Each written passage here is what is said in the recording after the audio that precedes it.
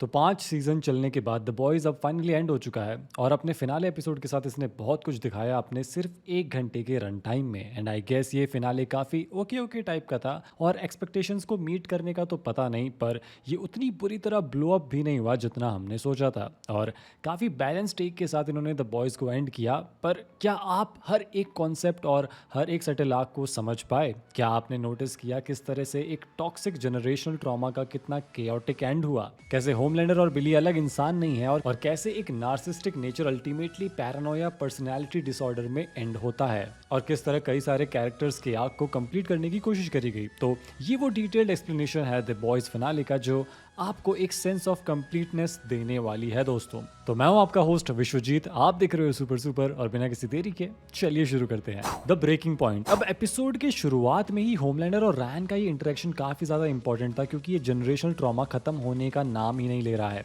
और ये generational trauma जो कि सोल्जर बॉय से होमलैंडर में आया और होमलैंडर से रायन में, पर यहाँ पर एक बड़ा डिफरेंस देखने को मिला, और वो ये है कि सोल्जर बॉय अपने पिता को खुश करने की कोशिश करता था, और फिर ठीक उसी तरह होमलैंडर भी अपने पिता सोल्जर बॉय को खुश करने की कोशिश किया। पर रायन है अपना जेनजी जो सोसाइटी के एक्सपेक्टेशंस को बदलने वाली जनरेशन है, और रायन ने चुना दूसरा रास्ता। उसने अपने फादर को प्लीज करने की जगह उसे कन्फ्रंट करना चुना, और रायन ने फर्मली एस्टेब्लिश कर दिया कि वो इस ट्रॉमा का शिकार नहीं बनने वाला। वहीं जब उसने होमलैंडर के खोखले ईगो और उसके नार्सिज्म को मॉक कर दिया, ये कहकर कि तुम गॉड बनने के बाद भी चैन नहीं पाओगे, तब होमलैंडर का इमोशनल स्टेट अपने ब्रेकिंग पॉइंट को हिट कर गया। और ये वही मोमेंट था दोस्तों जहां होमलैंडर अपने लवर, अपने दोस्तों, अपने वफादार, अपने फादर फिगर और अपने रियल फादर और अपने बेटे से भी ठुकरा दिए जाने के बाद होमलैंडर का नार्सिज्म अब एक पैरानोया डिसऑर्डर बन गया, और अब वो किसी पर भी भरोसा करना बंद कर चुका है। उसने डीप को और जलील कर दिया, ओ फादर की बात ठुकरा दी, इलॉन मस्क के स्पूफ वर्जन को स्पेस में छोड़ आया, और टीवी पे स्पीच देते देते भावनाओं में बह गया, क्योंकि अब होमलैंडर पागलपन के उस एंड पर जा चुका था जहां से कोई कमिंग बैक नहीं था। The road ends here. अब हमारी एंडिंग एक्सपेक्टेशंस वाली वीडियो अगर आपने देखी होगी तो हमने उसमें बताया था कि द बॉयज में अभी भी कई सारे ओपन कैरेक्टर आर्क्स बाकी हैं, जैसे कि एशली का, डीप का, स्टैन एडगर का और जेनवी के कैरेक्टर्स का। तो एपिसोड 8 में उन सभी को एड्रेस करने की कोशिश करी गई। कुछ की एंडिंग थोड़ी अंडरस्टैंडेबल थी और वहीं कुछ की एंडिंग बड़ी ही वेग, जैसे कि एशली के साथ तो वही हुआ जो हमने अपने प्रेडिक्शन वीडियो में ऑप्शन दिया था कि या तो वो रिडीम हो जाएगी या फिर इविल बन जाएगी, और रिडेम्पशन की सीड्स हमने देखे थे और बिल्कुल वही हुआ। एशली का कैरेक्टर आर्क एक रिडेम्पशन के साथ ही एंड हुआ, पर डीप के कैरेक्टर आर्क को एक अजीब ही ट्रीटमेंट दिया गया। तो डीप के आर्क में दर्जनों हिंट्स दिए गए थे उसके रिडेम्पशन के, पर उसके कैरेक्टर आर्क को लिटरली जीरो कैरेक्टर डेवलपमेंट के साथ मार दिया गया। हालात कुछ यूं है कि अगर कोई सीजन 1 देखना शुरू करे तो सीजन 1 का डीप और सीजन 5 के डीप में एक रत्ती भर का फर्क नहीं था। वहीं जेनवी को क्या ही अजीब और बेकार क्लोजर दिया गया कि मैं क्या बोलूं अब, क्योंकि जब एनी और मरी बात कर रही होती है तो एनी बताती है कि किस तरह वो बस एक डेथ मिशन पर है इस दुनिया में होप को एक नई जगह देने के लिए, और वो चाहती है कि उसके बाद किसी और को इस मीनिंग को कैरी करना पड़ेगा, और इसके लिए वो मरी को चुनती है। और ये भी स्पॉट ऑन हमारे एपिसोड 8 एक्सपेक्टेशंस जैसा ही रहा, जहां हमने कहा था कि मरी को वो हीरोइज्म का टॉर्च हैंड ओवर करके विदा कर देंगे। वहीं स्टैन एडगर एज प्रेडिक्टेड वापस से वॉट का सीईओ बन गया, और ऑफ कोर्स जोई को भी वो अपने पास रखता होगा। तो इन सभी का आर्क ऐसे या वैसे कंप्लीट किया गया, बट सोल्जर बॉय इस कैरेक्टर को लेकर तो इनके पास जेन्युइनली कोई आइडिया नहीं था। The inconsistent experiment. अब किमिको का एक्सपेरिमेंट टेक्निकल ग्राउंड्स पर फेल हुआ था, और ये बात हमने खुद एपिसोड में कही थी, पर सेज ने कहीं ना कहीं एक्सपेरिमेंट के सक्सेस होने के बाद को भांप लिया था। और क्योंकि सेज सोल्जर बॉय के साथ रही है और उसने सोल्जर बॉय को स्टडी तो किया ही होगा, और इस वजह से वो जानती थी कि ये न्यूक्लियर ब्लास्ट अपने इमोशनल टर्मोइल के फार एंड पर ही ट्रिगर होता है, जब यूजर पूरी तरीके से केओटिक स्टेट ऑफ माइंड में। और इस वजह से सेज फ्रेंची की कब्र पर किमिको को रेज बेट करती है, ताकि किमिको अपने फाइनल पुश के तौर पर उस लेटेंट पावर को हार्नेस कर सके। अब ये बहुत बड़ा गैम्बल खेला था सेज ने, पर ऑफ कोर्स वो जितनी ब्रिलियंट थी उसने ये आउटकम कैलकुलेट ही किया होगा। पर मुझको किमिको की पावर्स एक बड़ी ही वीक राइटिंग का नतीजा भी लगा, क्योंकि अगर आपको याद हो तो जब रशियंस ने सोल्जर बॉय को पकड़ा था तो उस पर एक्सपेरिमेंट्स कर पाना नामुमकिन था, क्योंकि इवन मिसाइल्स भी सोल्जर बॉय की स्किन को पेनिट्रेट नहीं कर पाते थे, और इसीलिए वो रेडिएशन एक्सपोजर इस्तेमाल करने लगे थे, और लगभग 3 दशक लगे थे सोल्जर बॉय को वो पावर मिलने में, और किमिको को बस 1 दिन के एक्सपोजर में वो पावर्स मिल गई। अब कुछ लोग कह सकते हैं कि सोल्जर बॉय की इन्विंसिबिलिटी किमिको से ज्यादा थी, इसीलिए उसे 30 साल लगे। तो मेरे दोस्त, फिर ये भी तो बात आएगी कि सोल्जर बॉय की ड्यूरेबिलिटी ज्यादा थी, इसीलिए वो उस न्यूक्लियर ब्लास्ट को खुद सस्टेन भी कर पाता था, क्योंकि वो न्यूक्लियर ब्लास्ट यूजर को एक चलता फिरता न्यूक्लियर रिएक्टर बना देता है। और ड्यूरेबिलिटी कम होने की वजह से किमिको की बॉडी को ब्लास्ट हो जाना चाहिए था ओ फादर की तरह। पर ठीक है, प्लॉट कन्वीनियंस के लिए इतना तो चलता है। The golden duck. अब द बॉयज की पूरे 5 सीजन में अगर कोई बिना किसी लॉस के बच निकला तो वो सेज ही है।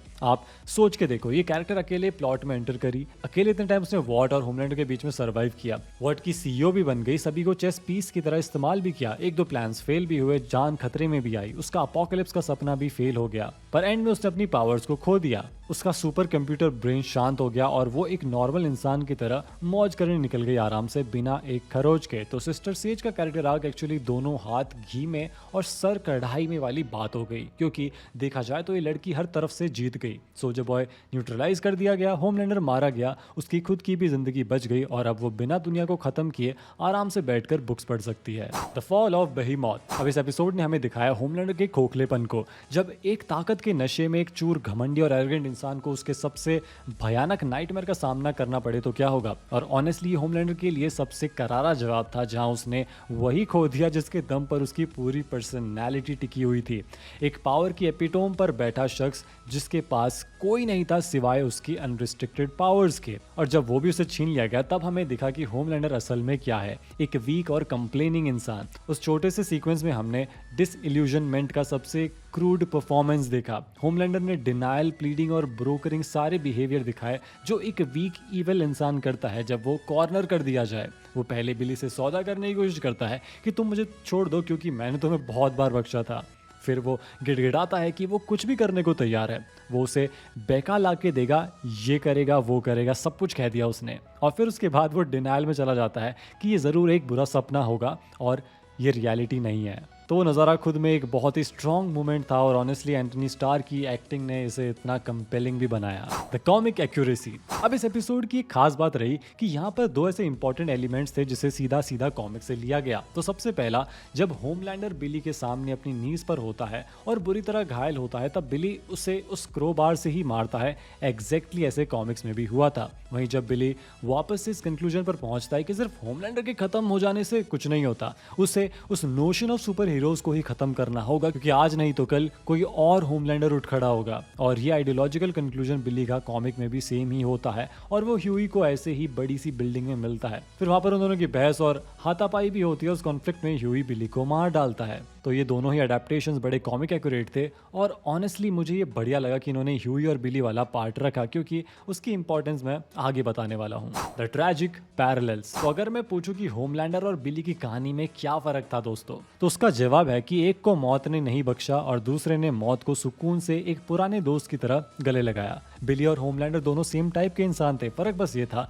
कि होमलैंडर अपनी जिंदगी के आखिरी लम्हों में हर तरफ से ठुकरा दिया गया था और वो एक पैरानोया की स्ट्रीक पर चला गया था, जहां उसने जिसे भी देखा सभी पर शक किया। उसने जिंदगियां बर्बाद करी, कत्लेआम मचाया और हुआ क्या, उसके साथ कोई खड़ा नहीं था। वहीं बिली सेम, हर तरफ से ठुकरा दिया गया, उसके दोस्त भी उस पर भरोसा नहीं करते थे, उसकी वाइफ नहीं रही, उसकी मेंटोर मैलरी भी मारी गई, रायन ने भी उसे ठुकरा दिया, जिंदा रहने का पर्पस भी उसने होमलैंडर को मार के पूरा कर दिया। उसका आखिरी इमोशनल सपोर्ट टेरर भी उसका साथ छोड़ चुका था। पर जो डिफरेंस था वो था ह्यूई। ह्यूई वो शख्स था जो शुरू से लेकर अंत तक वही मोरालिटी पर टिका रहा, वही इंसान बना रहा जो वो पहले था। उसके अंदर वही अच्छाइयाँ और वही मासूमियत रही जैसे पहले थी, और इसीलिए बिली के एंड मोमेंट्स में उसके पास एक ऐसा इंसान था जिसने उसे एक गिल्ट की नहीं, एक सुकून की मौत दी। बिली ने ह्यूई में लेनी को देखा और ह्यूई के हाथों मारे जाने से बिली को वो एहसास भी मिला जहाँ वो हमेशा से खुद को लेनी का गुनहगार मानता था, और अब उसी के जैसे इंसान के हाथों मरने से वो कर्ज भी उतर गया।